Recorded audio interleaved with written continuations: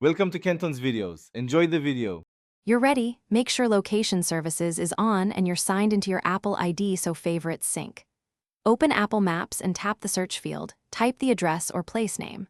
Once a result appears, tap it to inspect details, then tap Directions. This kicks off route calculation. Choose driving, walking, transit, or cycling to match your trip. You're already moving. Next, we refine the route, avoid issues like tolls, and pick a precise start time. Once the initial route is shown, tap Options to exclude tolls or highways and to choose your transport mode. This affects ETA and suggested roads. Add Stop to insert waypoints, or press and hold a route segment to drag and reorder if detours are needed.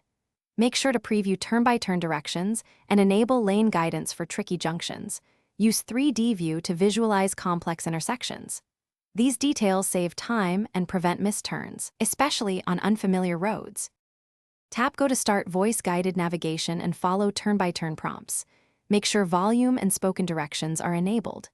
If you need to share progress, use Share ETA with a contact so they see arrival updates.